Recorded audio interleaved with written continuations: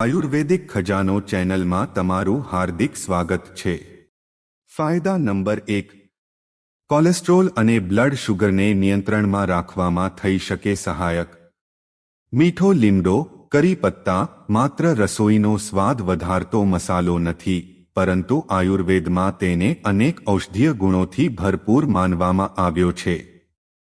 નિયમિત અને મર્યાદિત માત્રામાં તેનું સેવન કરવાથી શરીરને ઘણા સ્વાસ્થ્ય લાભ મળી શકે છે। ફાયદા નંબર 2, બ્લડ શુગર નિયંત્રણમાં સહાયક। મીઠા લીમડાના પાનમાં ફાઇબર, એન્ટીઓક્સિડન્ટ્સ અને ફ્લેવોનોઇડ્સ જેવા પોષક તત્વો હોય છે, જે કાર્બોહાઈડ્રેટનું પાચન ધીમું કરવામાં મદદ કરે છે। તેના કારણે ભોજન પછી બ્લડ શુગર અચાનક વધવાની શક્યતા ઓછી થાય છે। કેટલાક અભ્યાસો મુજબ તે ઇન્સ્યુલિનની કાર્યક્ષમતામાં પણ સુધારો કરવામાં સહાયક થઈ શકે છે। ફાયદા નંબર 3, કોલેસ્ટ્રોલ ઘટાડવામાં સહાયક। મીઠા લીમડામાં રહેલા કુદરતી સંયોજનો શરીરમાં ખરાબ કોલેસ્ટ્રોલ અને ટ્રાઇગ્લિસરાઇડ્સનું પ્રમાણ ઘટાડવામાં મદદ કરી શકે છે। સાથે જ સારા કોલેસ્ટ્રોલનું સંતુલન જાળવવામાં પણ સહાયક બની શકે છે, જે હૃદયના સ્વાસ્થ્ય માટે લાભદાયી છે। ફાયદા નંબર 4, પાચનતંત્રને મજબૂત બનાવે છે। નિયમિત મીઠા લીમડાનું સેવન પાચનક્રિયા સુધારવામાં મદદ કરે છે।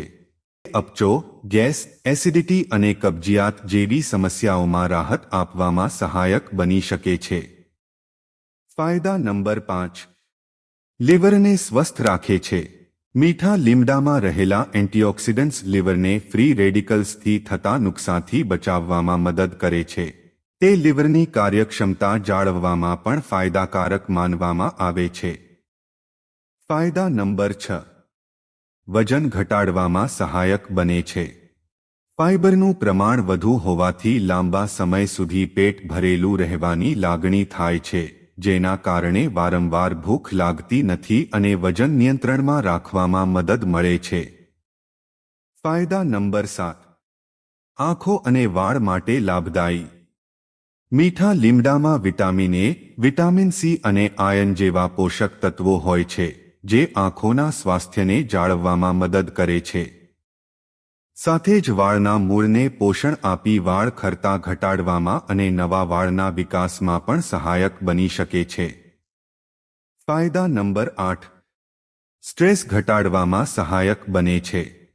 તેમાં રહેલા કુદરતી એન્ટીઓક્સિડન્ટ્સ શરીરમાં ઓક્સિડેટિવ સ્ટ્રેસ ઘટાડવામાં મદદ કરે છે, જેના કારણે શરીર વધુ તંદુરસ્ત અને ઉર્જાવાન રહેવામાં સહાય મળે છે। ચાલો જોઈએ મીઠો લીમડાનું સેવન કેવી રીતે કરવું। સવારે ખાલી પેટે 8 થી 10 તાજા મીઠા લીમડાના પાન સારી રીતે ધોઈને ચાવીને ખાઈ શકાય। તેને શાક, દાળ, છાશ અથવા ચટણીમાં ઉમેરીને પણ રોજિંદા આહારમાં સામેલ કરી શકાય।